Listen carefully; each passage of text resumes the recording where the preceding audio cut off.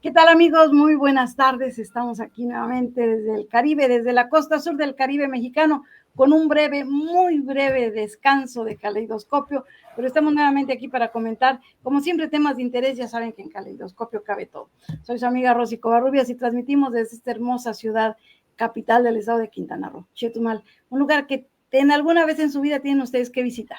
Esto no tiene nada que ver con el gran turismo de la zona norte. Esta es una ciudad hermosa, con una bahía impresionante, pero sobre todo con tranquilidad, con paz y con un cielo limpio, sin contaminación. Les invitamos para que vengan a Chetumal.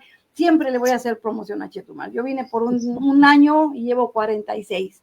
Así que, pues, estamos transmitiendo desde esta hermosa ciudad capital de uno de los estados más prósperos y más bonitos del país, sin duda. Y hoy vamos a hablar de un tema del que, pues, no quisiéramos a veces hablar, quisiéramos que ya no fuera necesario tocar estos temas entre la paz y la violencia, entre qué hay que hacer para mantener un entorno seguro de quienes son lo más valioso de nuestro México, de nuestro país, lo más valioso de nuestra familia, que son los niños, que son nuestros hijos, los adolescentes. Y hoy, pues vamos a hablar de un tema que ya en otras ocasiones hemos tocado, pero en otros ámbitos, que es pues la violencia intraescolar, que es los retos y las perspectivas de la seguridad escolar. ¿Qué hay? ¿Qué se está haciendo? ¿Hasta dónde están penetrando todos estos programas que de seguro cuestan mucho dinero al gobierno elaborarlos, pasarlos al papel o a la computadora, pero que no se reflejan como uno quisiera en el entorno diario de nuestros niños, de nuestros jóvenes en las escuelas? Y para esto pues tengo como invitada, pues yo puedo decir que en México es la experta en este tema. Y no solamente porque se ha dedicado a estudiar y escribir y a compartir todo lo que tiene que ver con la seguridad escolar, desde el kinder hasta el ámbito universitario, sino porque también es la autora de una de las mejores herramientas que en este momento tienen las universidades para poder emprender acciones y pues mejorar la seguridad. Cuando hablamos de seguridad estamos hablando de una gama muy extensa. No estamos enfocándonos a nada más estar seguro porque no sea que me vayan a robar. Estamos hablando de una gama muy extensa de situaciones que incluyen también la protección civil, la gestión de riesgos y más. Pero bueno, vamos a enfocarnos al entorno escolar con la maestra Angélica Garnica Sosa. Ella es especialista en seguridad escolar. Digamos que en México es nuestra gurú, siempre se lo digo.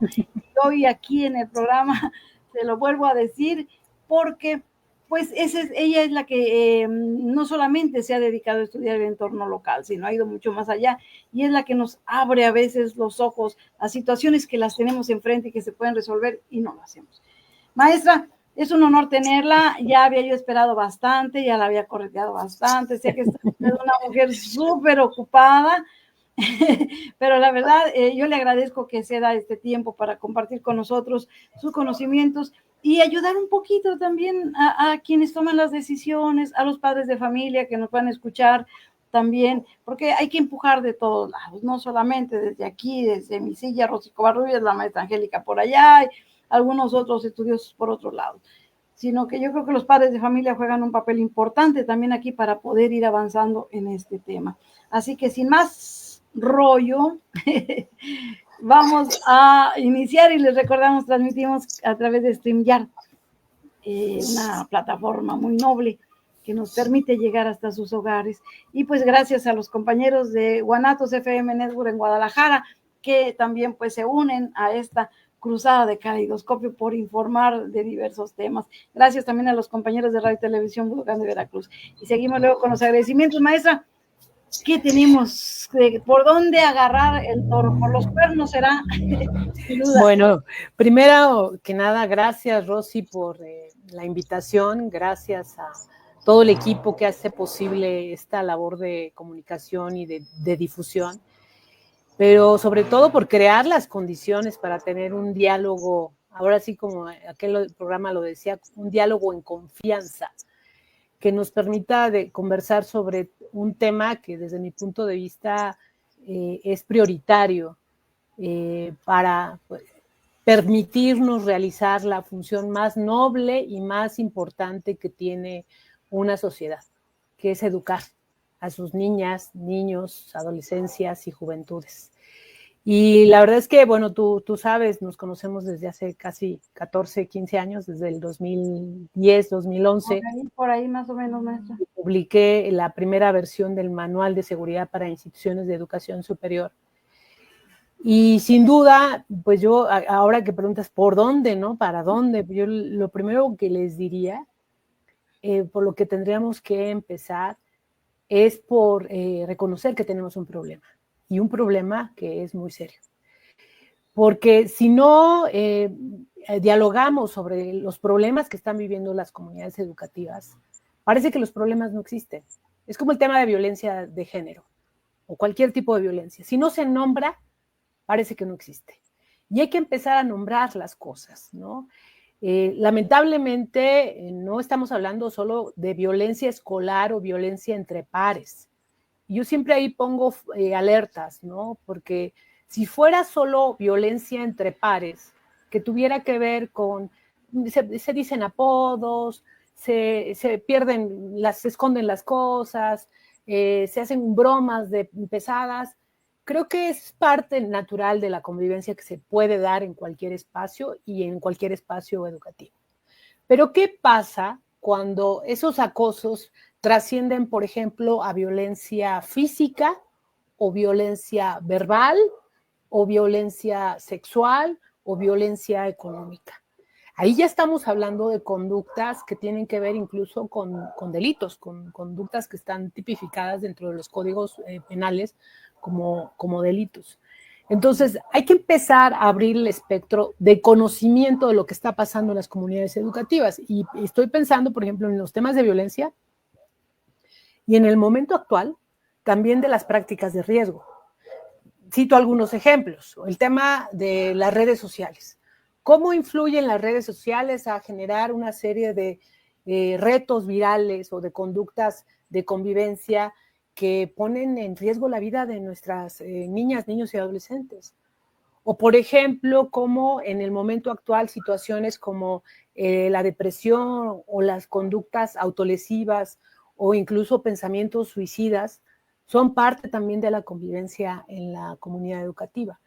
Entonces, creo que el reto más importante y que es sobre el que hay que trabajar, y yo no dejo de insistir en que hagan sus diagnósticos, que conozcan cuáles son las líneas base de estos problemas, porque además no hay una sola comunidad que presente los mismos patrones de convivencia. Todas las comunidades son distintas y lo que pasa en Quintana Roo es distinto a lo que pasa en Sinaloa, a lo que pasa en Chiapas, a lo que pasa en la Ciudad de México.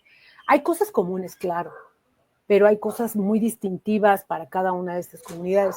Entonces, creo que el reto mayúsculo está en visibilizar estas violencias, en no omitirlas, porque aquí también ya los maestros están sufriendo las consecuencias de esas omisiones, tanto institucionales como organizacionales, como familiares, ¿no? Porque los papás siempre son los primeros, las familias, de hecho, somos las primeras en negar ciertas conductas, ¿no? Decir, no, esto no está pasando, ¿no? Esto no está pasando en mi familia. No es capaz de eso, ¿no? Exactamente. Y lo mismo pasa en las escuelas, ¿no? Esto no está pasando aquí. Y cuando vamos a hacer entrevistas, encuestas, grupos vocales, hacemos marchas exploratorias para ver qué están viviendo las chicas, los chicos, pues vemos que hay muchos factores que están generando las condiciones propicias para que estas violencias, para que estas conductas de riesgo, que estos consumos sean factibles, ¿no? Otros temas que, por ejemplo, el uso de vapeadores, el uso de, por ejemplo, de pastillas controladas sin una supervisión de la familia. Le roban a la mamá y la mamá ni cuenta se da, ¿no? Exactamente. Entonces, insisto, creo que el problema mayor está en visibilizar todas estas violencias, en nombrarlas. Y yo le diría, por ejemplo, empezar, no esperar que esos diagnósticos las haga la SEP, ¿no? Las tenemos que hacer las propias comunidades educativas. los tenemos que hacer. Cada centro escolar. Lo tenemos que hacer al inicio, en la parte intermedia y al final del curso, hacer una evaluación. ¿Qué pasó? ¿Cómo somos resilientes, ¿no? Como se aplica en protección civil, es saber qué pasó, qué vivimos el ciclo escolar anterior y qué no queremos que se repita. Creo que es la pregunta que se estarán haciendo todas las comunidades educativas en este momento, sobre todo porque sé que muchos docentes ya están cansados. Tú eres docente, yo también soy docente y tengo amigas, amigos que son docentes y sé lo que están viviendo y sé que les hacen falta un montón de herramientas, ¿no? Pero es más difícil. Pero la SEP tiene muchos manuales, tiene herramientas que han elaborado internamente o que han encargado por fuera, pero están ahí en el papel. Si uno las revisa, hasta se admira uno del contenido, pero no permea, no baja. O sea, ¿dónde está ese punto de inflexión? ¿Qué nos hace falta? A lo mejor generar conciencia, a lo mejor que se legisle, a lo mejor, ¿qué hace falta para que pueda llegar? Es cierto que el maestro, sobre todo en este tiempo que tenemos un movimiento magisterial que no termina, ¿no? Que no acaba ahí, que si no es una cosa es otra, pero todavía en todo el país todavía hay gente ahí bajo sus carpas en huelga. Entonces, hablarles al maestro de estas actividades lo ven como un trabajo extra, como algo más, cuando lo que están pidiendo es reducir su carga laboral e incrementar, entre otras cosas, pues sus ingresos. No está mal, o sea, no estamos en contra o que yo me manifieste en contra de los maestros por esto, no es eso. Pero sí cómo nosotros, o cómo hacer para que pueda llegar esa información, a quién hay que presionar o dónde hay que apretar el botón para que pueda llevarse a la práctica, maestra. Yo creo que hay 3 elementos clave. Si una de las cosas que se dejaron de hacer desde la SEP es la capacitación docente. Y yo creo que ahí hay una tarea de corresponsabilidad. Sí es de la SEP, sí es de las escuelas, pero también es del docente. Hoy por hoy, la persona docente que no tenga herramientas, por ejemplo, para el tema de comunicación no verbal, el tema de diagnóstico de conductas de riesgo, aunque sea muy bueno dando matemáticas, física, química, o que sea muy bueno dando la materia de artes plásticas, si no tienes esas herramientas para entrar a este tema de interacción con nuestras niñeces o nuestras juventudes, creo que estás falto o sea, el complemento de tu desarrollo académico. Entonces, yo creo que sí le hace falta a la SEP continuar con esa labor formativa, y sé que ha desarrollado plataformas autogestivas para llevar a cabo esta capacitación, pero sabemos que no es suficiente, ¿no?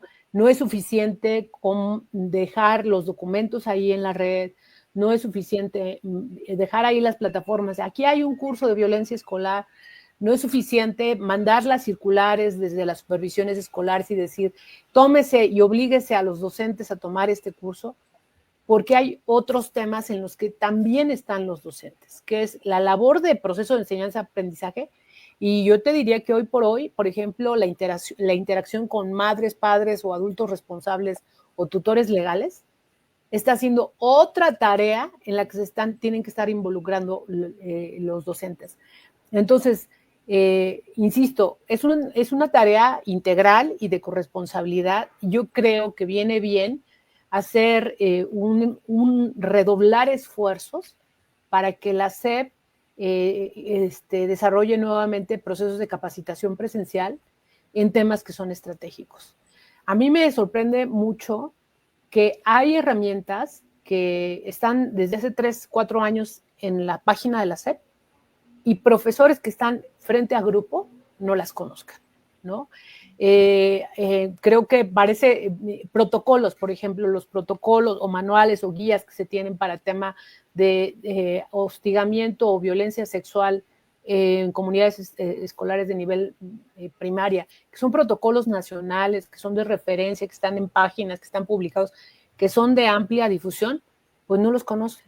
Y aquí yo te pondría en otro, que está ligado además con la otra parte, la primera parte de la pregunta que me hiciste, pues de por dónde entrarle y qué tenemos, y es que sí tenemos un problema de necesidades de capacitación de docente. Y estas necesidades de capacitación, insisto, tienen que pasar por diferentes vías, sobre todo porque tienen que adaptarse a las necesidades de los docentes, de las personas docentes. Y eso pues hay que hacerlo de manera muy ágil, muy oportuna, para que no le signifique una carga adicional, que sea parte de su carrera magisterial y que además, sobre todo, le reditúe en lo inmediato herramientas de solución inmediata, ¿no? Tú has estado en algunas... A lo mejor abonar desde la escuela normal, ¿no? Desde la formación de los maestros. Una supondría yo, desde hace 15 años, que hay ya cambios en las currículas y en los planes y programas de estudio de normal o de la pedagógica y demás, no solamente en estos temas de acoso escolar, por ejemplo, en el tema de perspectiva de género. De acuerdo con la Ley General de Acceso a una Vida Libre de Violencia y de acuerdo con la Ley General de Educación, hay temas que ya son irrenunciables, por ejemplo, el tema de la inclusión, el tema de la igualdad, el tema del trato con perspectiva de género. Entonces, esas transformaciones, yo diría, pues es que esas cosas ya las tienen que saber quienes vienen saliendo y quienes tienen que estar, ya están en grupo y que tienen que estar actualizados. Pero la realidad es que no está ocurriendo, ¿no? Entonces, sí hay una brecha entre la disposición a nivel de política pública y el aterrizaje y el que baje esta disposición al aula. Y ese tramo está siendo cada vez más largo, ¿no? Más grande. A mí me parece extraordinaria la iniciativa, por ejemplo, de lo que se está haciendo a nivel medio superior desde la Secretaría de Educación para promover un solo modelo de preparatoria, pero sobre todo que esté vinculado al tema de habilidades para la vida, o habilidades, el tema emocional, el tema de artísticas o de deportes. Me parece extraordinario. Que sensibilicen. Pero de que esté a un nivel de programa para que baje y eso se aplique este año en las preparatorias, yo no, o sea, eso, yo estoy segura que los maestros que van a iniciar este ciclo escolar, este semestre en las preparatorias, todavía no les va a llegar esa información. Y va a tardar, conociendo el sistema educativo, por lo menos unos 2 años. Entonces, si hay un proceso de capacitación, ahora imagínate, Rosy, si no tenemos esos procesos de capacitación, si no tenemos herramientas fáciles, ¿no? Yo por eso cada que puedo y ahorita aprovechando el espacio con ustedes, de verdad es agradecer que se hablen de estos temas y decirle, hay focos rojos que tenemos que atender en el aula, pero también tenemos áreas de oportunidad de autoformación. La Comisión de Derechos Humanos tiene cursos, el CONAPRED tiene cursos, la SEP tiene cursos, pero luego no saben ni dónde están las ligas, ¿no? Y también la saturación, maestra, la parte de la saturación en la que se ve el maestro por toda la parte de la papelería, la parte burocrática que conlleva el ejercicio de la docencia, porque muchos padres creerán que es nada más llegar y pararse frente al grupo, pero detrás de eso no solamente está la preparación de una clase, hay toda una serie de documentación que hay que llenar, de informes, esa parte burocrática de la que tanto se han quejado también los maestros, que necesitan simplificar esos procesos, porque pues sí están saturados, ¿no? Yo veía que en alguna época se quiso fortalecer, no he vuelto a escuchar que se hable del tema, la cuestión de los valores morales, y decían algunos, es que esto viene desde casa, sí, pero hay que fortalecerlos todos los días, y que están muy ligados también a todas estas herramientas o estrategias didácticas o pedagógicas que uno quisiera que se dieran dentro del aula, porque al final de cuentas en los valores está la base. Si se fortalecen, se refuerzan los valores, pues por ende van a disminuir algunos, tal vez no todos, pero sí la gran mayoría de los actos violentos que se dan al interior de las escuelas. Y mira, incluso yo no me iría solo por el tema porque si le ponemos el tema moral, creo que algunos van a poner, pondría el acento en temas de derechos humanos. O derechos humanos. Si encuadramos todo lo que hagamos en términos de los derechos humanos, de niñas, niños, adolescentes, juventudes, creo que vamos a estar un paso adelante en el abordaje de estas problemáticas. Por ejemplo, pensar cómo desde el conocimiento del problema podemos involucrar a nuestros grupos en la creación de iniciativas verdaderamente de cultura de paz. Porque como bien lo decías, se oye bonito el término, se utiliza en programas, en campañas, pero ¿cómo lo aterrizas en él? ¿Cómo ahora sí, como dicen los jóvenes, cómo se come, ¿no? ¿De dónde viene o qué hago con esto, no? Pues yo te diría que con dinámicas de colaborativas en el aula, ¿no? Y a ver, si vamos a practicar este mes el valor del respeto, ¿cómo respeto a mi compañera, a mi compañero, a mi docente, al prefecto, a la señora que hace la limpieza del aula, a la persona que me abre la puerta en la escuela? Porque si el respeto es un valor, pues no es opcional, lo practico con todas las personas que interactúo y en todas las circunstancias. No solamente es cuando estoy en el aula, es cuando estoy en el patio, es cuando estoy jugando fútbol, es cuando están en un chat los padres, madres, padres o adultos responsables y también practican el respeto.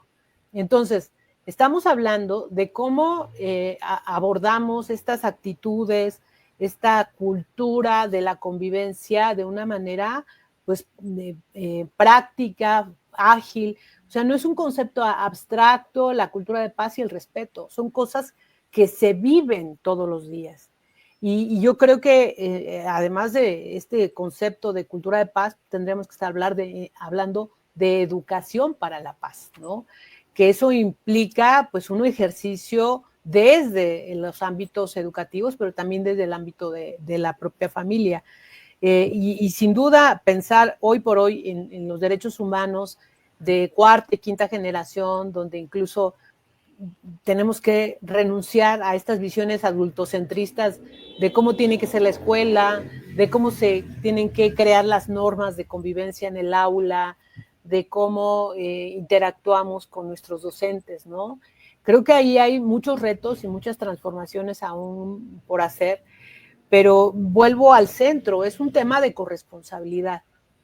Y yo creo, regresando a tu pregunta inicial, ahora que estoy conversando contigo, por ejemplo, pienso en la importancia que deben tener hoy por hoy el involucramiento de las familias en la formación de nuestros estudiantes. Es una corresponsabilidad, o sea, no, ni es todo de los padres ni es todo de la escuela, es una corresponsabilidad de formar mejores seres humanos, porque al final yo creo que el meollo del asunto es generar la conciencia de que desde ahí se va a recomponer la sociedad, porque hablamos de recomponer el tejido social. Yo digo, afuera, ¿cómo? Metiendo a la cárcel a los malos y premiando a los buenos, no, porque si no atacamos el origen, toda esta gente, estos jóvenes que andan delinquiendo en la calle, la gente que comete fraudes, cualquier situación negativa que se haga afuera, pues tiene su origen en una familia, en un miembro de una familia, y obviamente una familia que trae un problema, ¿no?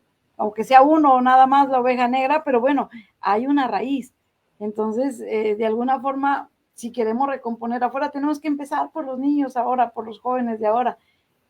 Y hacerlo desde todas las conciencia de queremos recomponer afuera, vamos a empezar ya por adentro, ¿no? Y hacerlo desde todas las dimensiones, desde lo que yo hago, lo que hace la familia, lo que hace el docente, lo que hace la escuela y lo que hacen los gobernantes, lo que hace la Secretaría de Educación, lo que hacen otras áreas.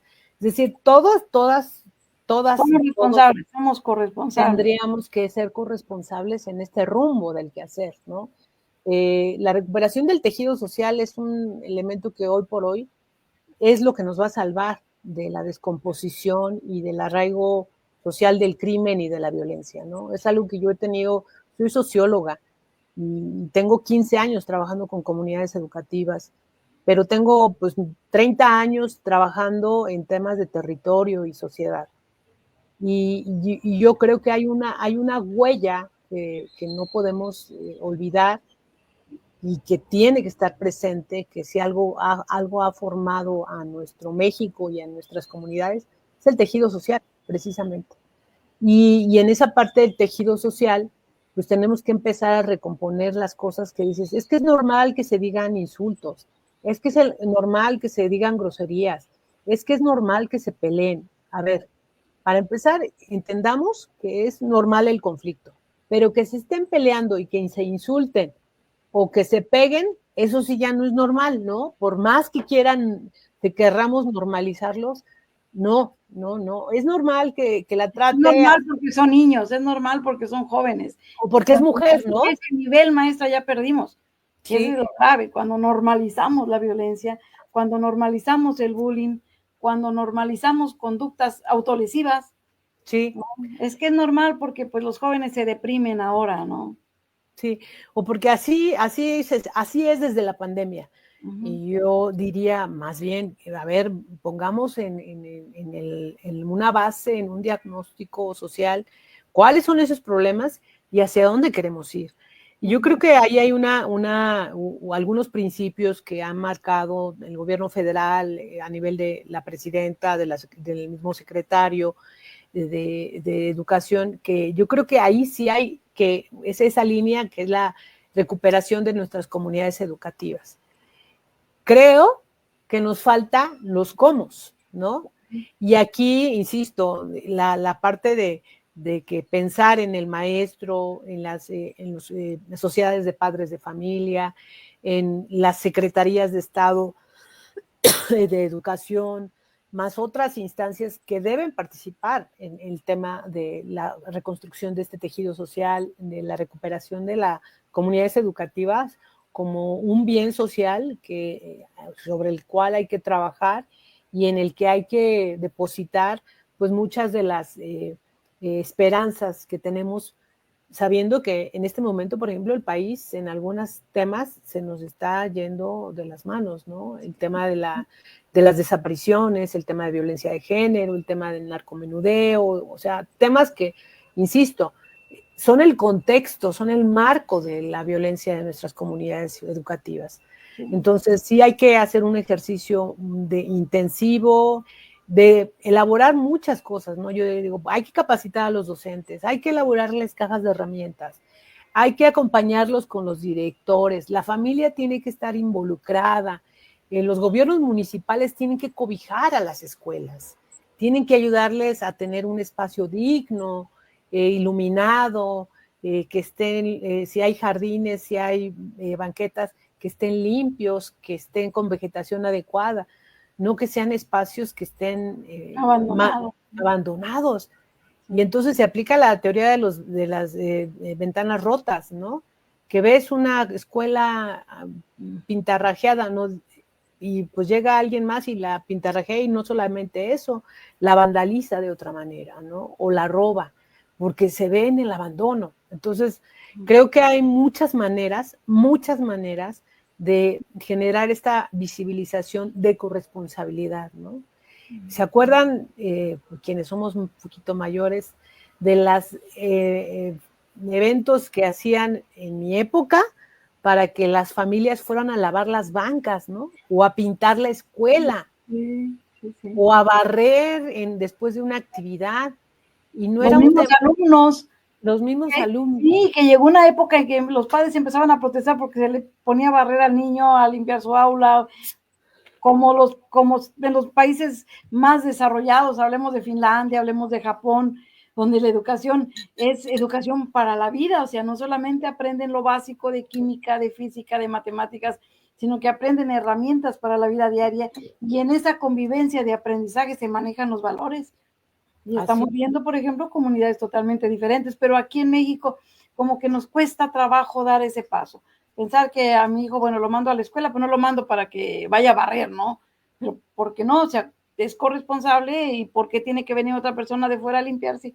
Ellos, y además se les va educando también. Y ahí creo que los padres de familia jugarían un papel bien importante si apoyaran estas medidas.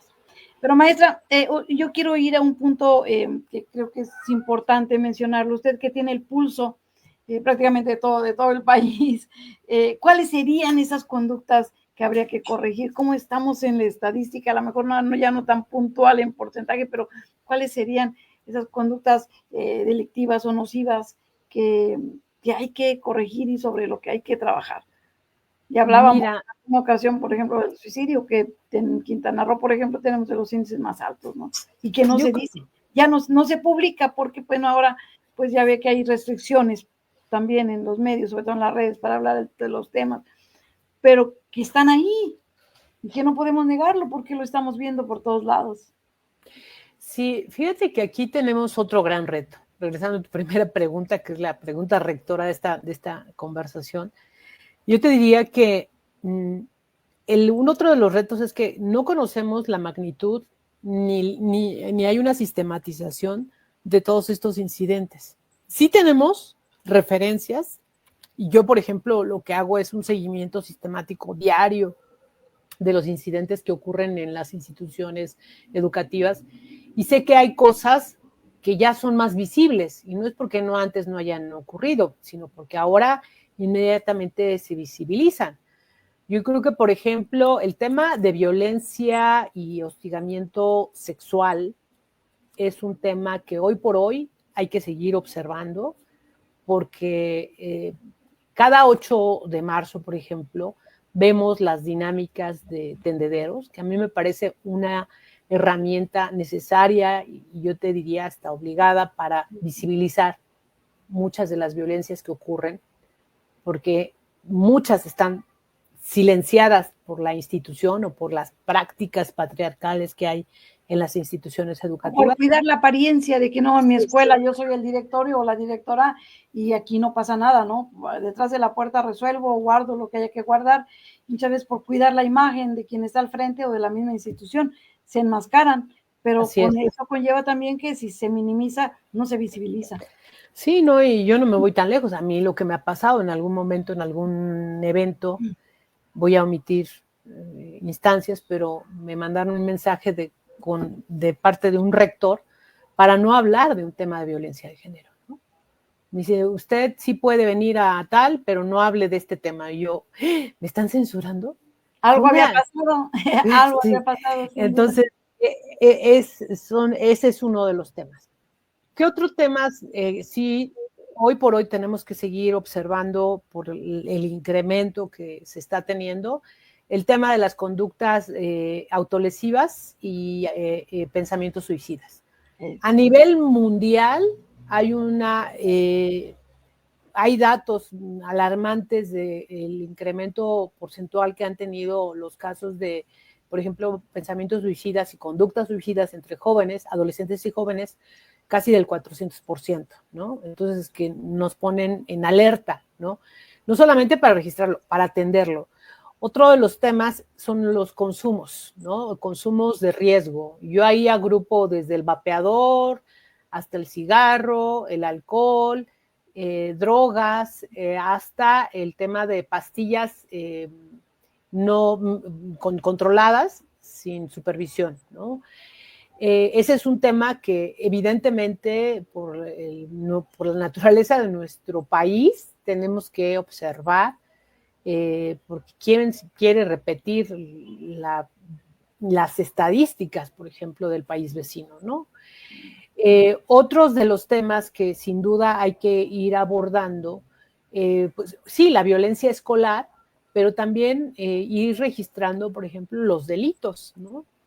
Temas como la extorsión, temas como el tema de suplantación de identidad, los temas que tienen que ver con ciberbullying o ciberviolencia, tenemos que irlos registrando, tenemos que irlos abordando, de tal cuenta que podamos tener datos que nos permitan prevenir, ¿no?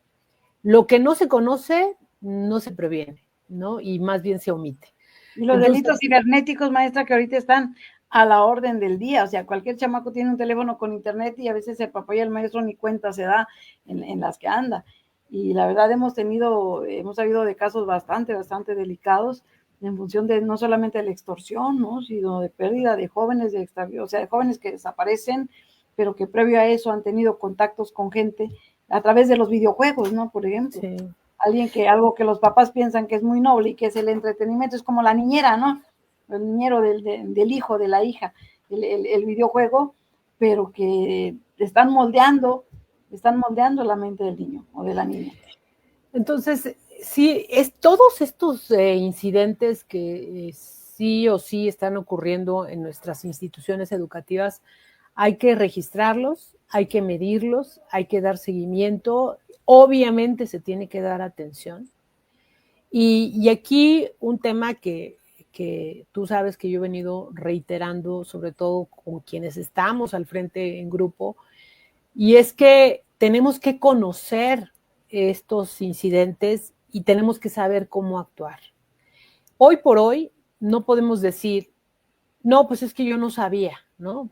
Porque el omitir todo, tanto el hecho como la normativa, no te exime de la responsabilidad que tú puedas tener como adulto responsable en un entorno educativo. Entonces, yo les digo, más vale saber. Y entonces, para terminar de agrupar con estos incidentes, yo te pondría, no tengo ahorita datos estadísticos de cuánto ocurre de estas violencias en nuestro país, insisto. Es un panorama general para que también nuestros escuchas pues entiendan y sepan a lo que están expuestos los niños y los jóvenes. Así, porque además pues no hay datos, no hay estadísticas nacionales, ¿no? La SEP no publica un índice de violencia escolar, por ejemplo, que es algo que debería de hacer. Pero te voy a dar un dato que para mí es mi dato que religiosamente y año con año sigo, y es lo que nos debería poner en alerta máxima en nuestro país. En la encuesta nacional de percepción y victimización que publica el INEGI, el ENVIPE, cada año, hay varias preguntas que aborda, pero hay una que aborda a las personas de 18 años y más. Y les pregunta, ¿qué tan inseguro o insegura te sientes en los siguientes espacios? Pregunta en la casa, pregunta en la calle, pregunta en el transporte, pregunta en muchos otros espacios. Y uno de los espacios que pregunta es la escuela. Yo siempre hago una reflexión con mis alumnas y mis alumnos y digo, ¿cuáles son los 3 espacios donde las personas nos tendríamos que sentir seguras? Hay 3, porque son espacios conocidos, porque son espacios cerrados. Uno es el hogar, la casa. El otro es el trabajo, una oficina, una fábrica, un laboratorio, una institución X. Y el tercer espacio es la escuela. De acuerdo con esta estadística, en el último registro, ese era el 36% de las personas encuestadas se sentía insegura en una escuela. Números gruesos, si juntamos a 10 personas, de esas 10 personas, 4 se sienten inseguras en una escuela. Yo aquí pongo el foco rojo. Alarmante. Entonces yo siempre digo, no tenemos estadísticas de todos los temas que mencionamos, ¿no? De violencia escolar, de violencia de género, de extorsión, de todos estos incidentes que mencionamos. Pero si hay un indicador que nos está diciendo que hay una percepción de inseguridad, no pensemos, porque es desde el punto de vista sociológico, la percepción no es un imaginario, es algo concreto, es algo que vivimos, es algo que experimentamos. Y lo experimentamos porque nos pasó a nosotras, o porque le pasó a alguien, ¿no? Entonces, es una realidad que todos estos incidentes que mencioné están ocurriendo. Cuando yo veo este dato, yo digo, pues claro, ahí está el reflejo de todo esto que se está registrando en la realidad, ¿no? Entonces, habrá que estar dando seguimiento a ese indicador de percepción de seguridad. Y yo desde el 2011 le doy seguimiento a este indicador y ha estado bajando desde 30, 29% a 34, 36%, pero no se mueve. O sea, yo digo, bueno, está en 36, tal vez el siguiente llegue a 30, y el siguiente a 20, y el siguiente a 1. No, hemos estado incrementando la mala percepción de inseguridad, la percepción de inseguridad en estos espacios educativos. Y a mí me alarma mucho, porque estamos hablando de población de 18 años y más. Imagínense qué piensa una niña, un adolescente, un niño de primaria, de secundaria, de preparatoria, porque yo creo que ahí las cifras pueden resultar mucho más alarmantes. Y aguas, porque aquí hay otra característica. Que ahí se meten ya otras situaciones, incluso otros delitos, otras conductas, ¿no? Sí, incluso, por ejemplo, estadísticamente, de acuerdo con esta encuesta, quienes nos sentimos más inseguras en estos espacios educativos, pues también somos las mujeres, sí, más que los hombres, ¿no? Entonces, reitero, es importante ir conociendo qué con estos incidentes, cuánto está pasando, a quién están afectando. Y yo también ahí agregaría la percepción de tanto de seguridad como de certidumbre de los docentes, porque ellos también están sufriendo cierto tipo de violencia. Bueno, vimos por ahí, no sé en qué estado, si fue en Oaxaca, de un docente que fue agredido brutalmente por un joven, que el joven se quejaba de que el maestro se burlaba de él, ¿no? Ahí, bueno, la verdad que no ha terminado esta investigación, no sé si llegó a ver el caso. Sí. Pero como ese ha habido muchos casos que ahora, bueno, ya con las redes no falta quien lo grabe y lo suba, y es alarmante la rebeldía de los jóvenes en etapa de secundaria y bachillerato contra el maestro. Es ya muy difícil ahí establecer el orden o tratar de inculcar el respeto, los valores en ese nivel. Por eso la importancia de poder aprovechar la época de la primaria, ¿no? Sí, yo siempre, voy a ser muy prudente de los casos porque no los conozco a fondo, pero siempre les invito a reflexionar en términos generales, ¿no? Hay muchas cosas y hay que ver las partes, hay que ver el contexto, hay que tener muchos elementos para tomar un punto de vista sobre el caso. Pero también pensemos, por ejemplo, y no es por nada, que hayan evolucionado, por ejemplo, a las creencias positivas, que esa es otra, ¿no? Pues ya no estamos en nuestra época donde yo tenía una profesora que nos aventaba gises o el borrador. El borrador. Depende de lo que... o el reglazo en la mano, ¿no? Ya no estamos en ese contexto, ¿no? Pero funcionaban. Está como la chancla de la mamá, o sea, la nalgada, o sea, ahorita todo eso ya no es permitido, ¿verdad? No. Pero no cabe duda, venimos de una generación que aprendió a respetar. Sí, insisto, hay una transformación social que hay que encuadrar, ¿no? Yo de ninguna manera voy a justificar el ejercicio de violencia de un adulto contra un niño, adolescente. Yo lo que creo es que hay que generar un sistema de corresponsabilidad y de crianza positiva entre la familia, la escuela, el docente, el mismo grupo, ¿no? Y el estudiante de manera individual, ¿no? Hay que crear acuerdos de convivencia en el aula, que cree el grupo, ¿no? Porque no va a ser el docente, va a ser el grupo el que haga los contrapesos para contender, para reducir, para minimizar, para acabar con estas problemáticas de violencia que se dan en el aula, ¿no? E insisto en este ejercicio porque luego le estamos endosando a los docentes una responsabilidad que sin duda va por mucho por encima de lo que ellos están teniendo, ¿no? Y hay que entrar a ayudarles a soportar no digo de soportar de insoportable, sino a sostener la educación que se está dando en el aula. Y ya estar frente a un grupo con 30 chamacos de todos colores, olores, sabores y conductas, o sea, no es fácil el trabajo de un maestro, no es fácil. No, hoy por hoy no es fácil. Hay quienes creen que pues como han existido siempre, como hemos salido adelante con ellos, creen que es fácil pararse frente al grupo y poder, no sé si vale el término, domar a ese grupo, mantenerlo en orden, respetando la individualidad de cada alumno, ¿verdad? Y tratando de transmitirles no solamente el conocimiento de la materia, sino todo lo demás que conlleva para una sana convivencia. O sea, no es una tarea fácil. No. No, no, no, pero yo necesarios. ahí, por eso digo que en la medida en que los maestros tengan más habilidades, más herramientas de, por ejemplo, de comunicación asertiva, de liderazgo, de incluso, por ejemplo, cómo identificar neurodivergencias Es otra. o porque es otro de los temas que hoy por hoy Sí.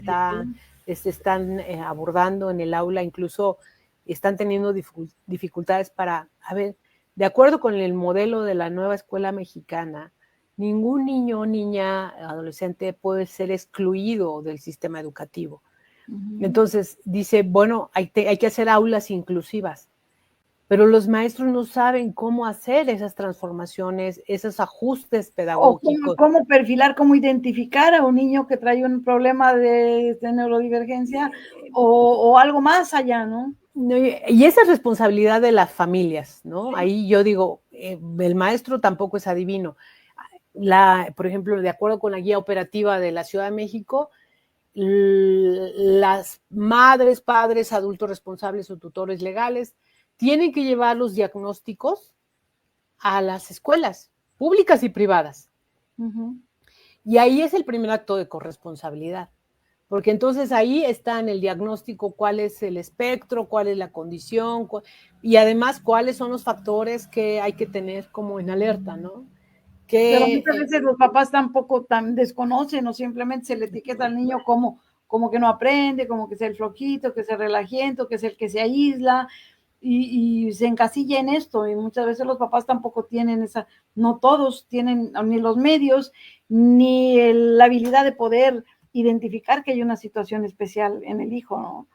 Sí, hay un trabajo que hacer con los gobiernos, Sí, por ejemplo, ahí tienen que entrar los gobiernos municipal, estatal y federal para hacer diagnósticos, incluso yo diría hasta un censo, ¿no?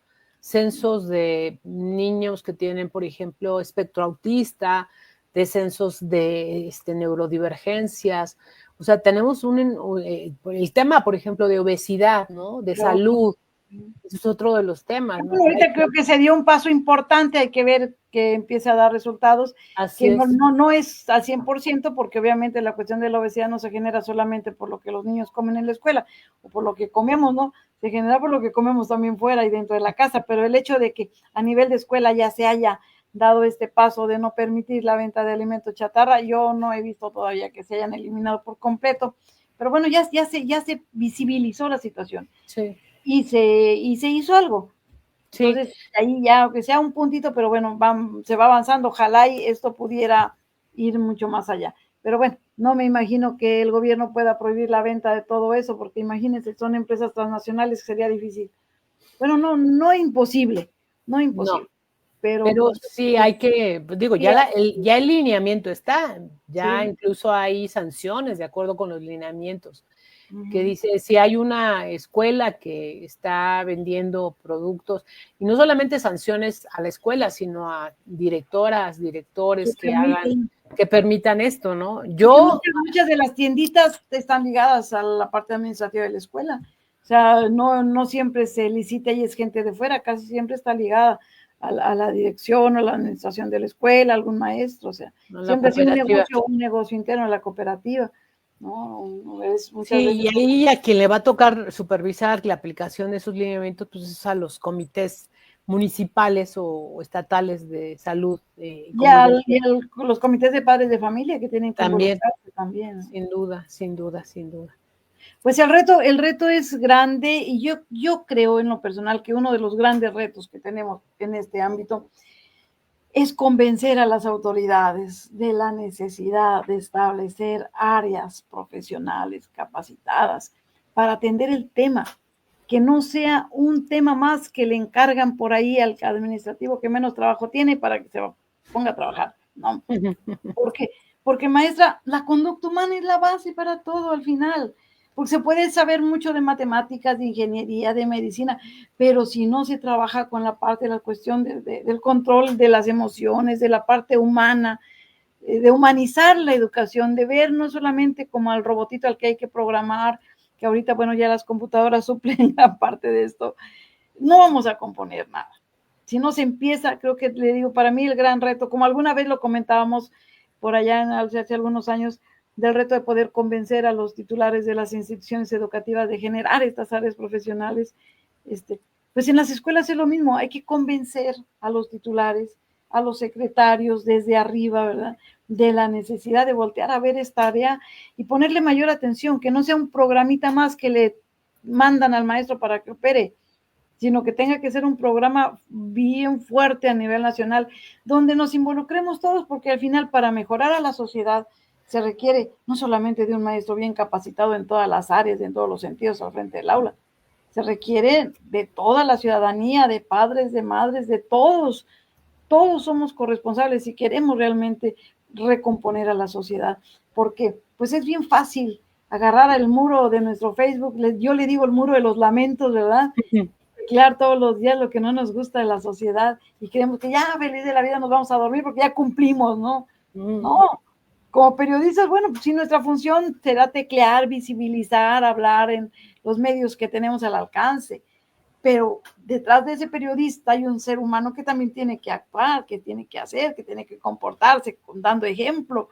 Entonces, todos sin excepción, creo que estamos involucrados en toda esta situación que no descansa solo en el maestro, sino que somos todos, porque si no, no vamos a componer nada, maestra. No habrá cárcel para meter a todos los delincuentes que se empiezan a generar o incluso hospitales para curar el caso. Por ejemplo, yo veo el caso de los vapeadores, tanto daño que están haciendo y todavía hay lugares donde se les permite. Yo sé de lugares donde... Ya está prohibido por ley. Está prohibido por ley y lo llevan en la mochila y escondidas lo sacan.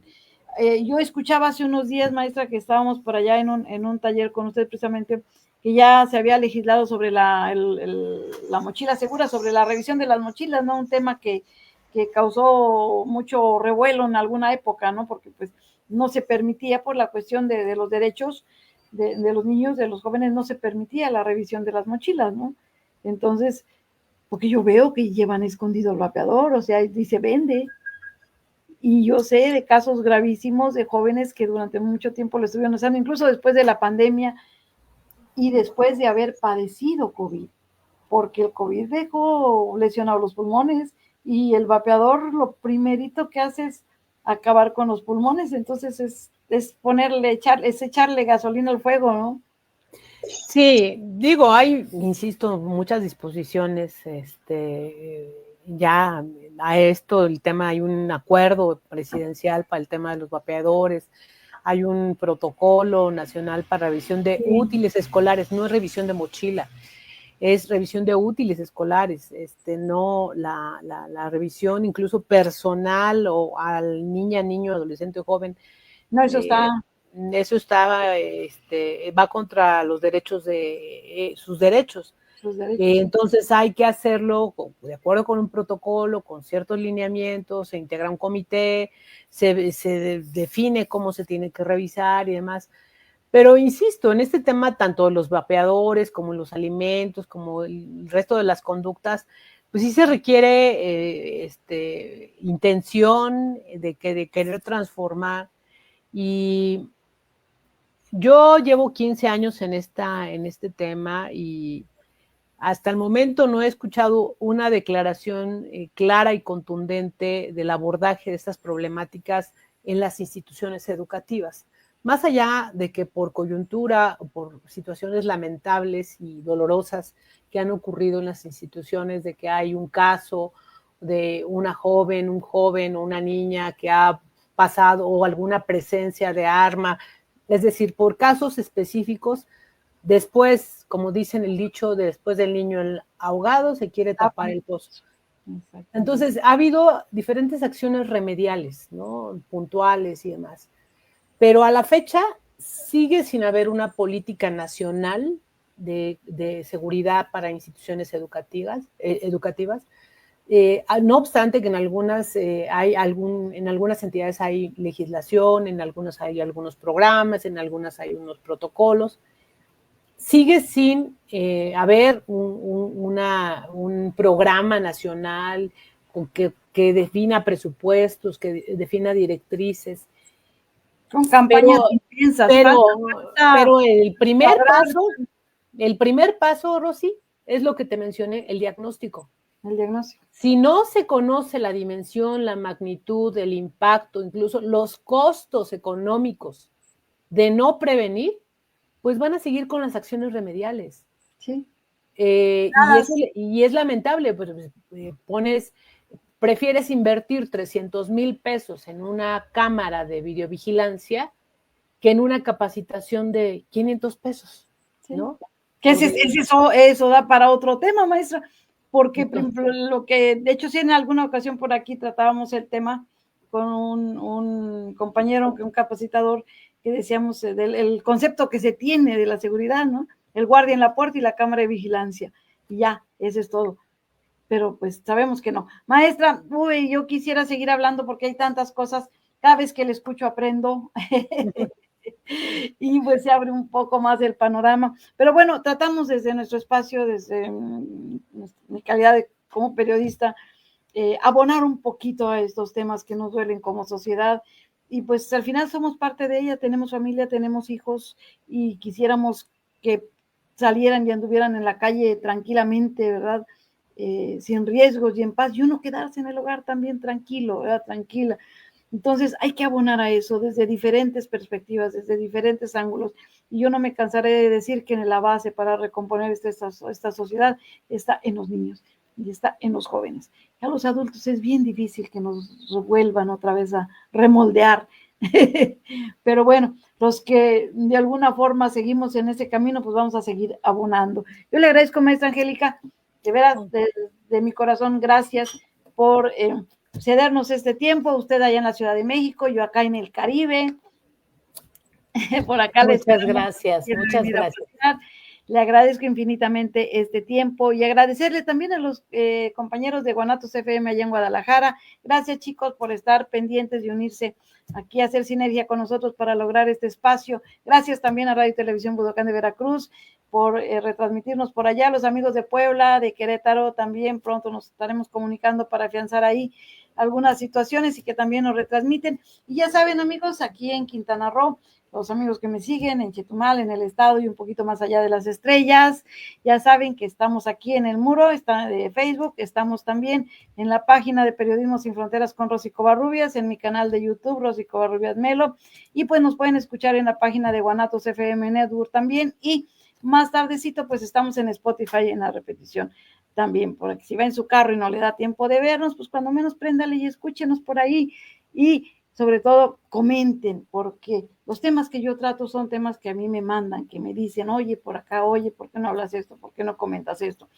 Quisiéramos hablar de todo, hay muchos temas en el ambiente, no solamente a nivel nacional, con las cuestiones que se dan aquí, con este nuevo gobierno, a nivel de Centroamérica tenemos un hervidero tremendo también de temas que quisiéramos tratar y meternos a esta parte política, pero de eso habla todo mundo habla de Maduro, todo mundo habla de cómo es el presidente de Argentina, todo mundo habla, y no quiere decir que no podamos hacerlo, pero pues vamos a abonar otros temas de los que nadie habla, temas que los tenemos todos los días y pareciera que no se ven, pareciera que todo es política, ¿verdad? Que todo es oficialismo, que todo es partidos, bueno, esto es de alguna forma política, porque somos políticos por naturaleza los seres humanos, ¿no? Pero es otro tipo de políticas. Así que aquí desde Caleidoscopio abonamos un poquito pues tratar de que tengamos una mejor sociedad, pues a lo mejor no les damos el secreto para esto, ¿verdad? Porque no lo tenemos, pero cuando menos motivarles a la reflexión, que ese es nuestro interés. Les recuerdo, transmitimos desde Chetumal, Quintana Roo, esta hermosa capital de uno de los mejores estados y más bellos del país, la costa sur del Caribe mexicano. Soy su amiga Rosy Covarrubias y los esperamos como siempre todos los viernes, 5 de la tarde, hora del Caribe, 4 de la tarde, hora del centro del país. Un abrazo para todos. Gracias, maestra. Buenas tardes. Muy buena tarde. Muchísimas gracias por el espacio. Buena tarde.